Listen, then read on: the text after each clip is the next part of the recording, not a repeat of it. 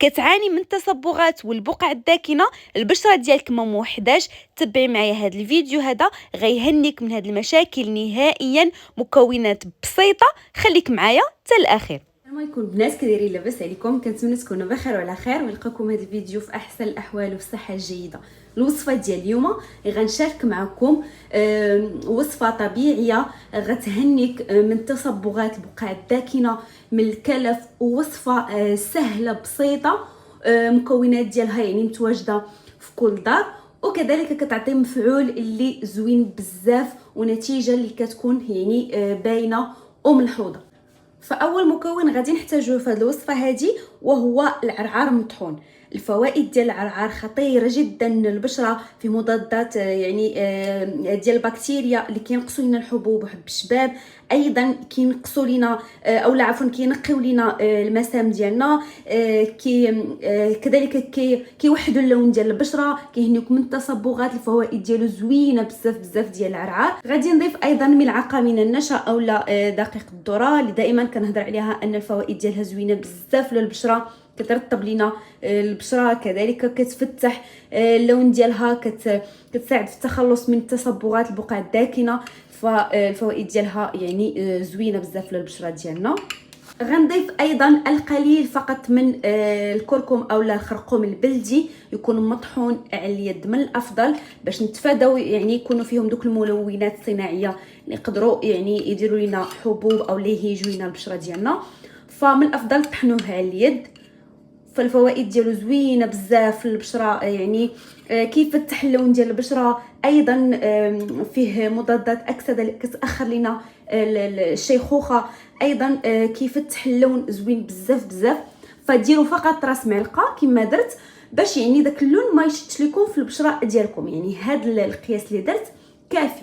فغادي ندمج النواشف ديالي جيدا كما كتشوفوا معايا تينسجموا ليا، وغادي نخلطوا هاد البودره هذه بماء ديال بطاطا اولا البطاطس. الفوائد ديالها زوينه بزاف، كتفتح لنا البشره ديالنا، كتهنيك من تصبغات البقع الداكنه، كذلك من الكلف. فوائد ديالها زوينه بزاف بزاف. فغناخذوا واحد البطاطا تكون متوسطه الحجم، وغادي نغسلوها مزيان مزيان، وغادي نحكوها بقشورها، يعني المهم غير تغسل مزيان ونصفيوها. غنحتاجو فقط داك الماء ديال البطاطا اللي فيه غني بالنشا، اللي كما قلت لكم كيفتح وكيبيض البشره، كينقي من تصبغات البقع الداكنه، ايضا من الكلف. الفوائد ديالو زوينه بزاف بزاف. فمن بعد ما حكينا البطاطا يعني حكوها بواحد الحكاكه اللي تكون رقيقه باش تخرج لكم داك الماء ديالها. غادي ندوزو باش غادي نصفيو هاد المحلول هذا اللي كما قلت لكم فيه بزاف ديال الفوائد للبشره، كيفتح، كيهنيك من الكلف يعني الا كان جديد فمع المداومه غتشوفوا نتائج اللي زوينه بزاف بزاف. فغادي ندمجوا هاد المكونات ديالنا مزيان. فغادي ندمج هاد المكونات ديالي جيدا. نتوما غادي يعني تصفيو ديك البطاطا اللي حكيتو في واحد الاناء وبقى تضيفوه بالتدريج. فانا اضطريت انني نضيف العرعار ونزيد، يعني نضيف العرعار والنشا وايضا القليل من الكركم. فغادي ندمج هاد المكونات ديالي مزيان تنحصل على واحد القوام اللي يعني يكون متجانس باش نستحكم فيه، اولا يعني يكون قوام كريمي اللي نديرو للبشره ديالي. دائما على بشره اللي غادي تكون نظيفه غنطبقوا الماسك ديالنا، وغادي نخليوه لمده ديال تقريبا نصف ساعه، وغادي تغسلوا البشره ديالكم. غتطبقوا الماسك على اليدين ديالكم، الوجه ديالكم، العنق ديالكم.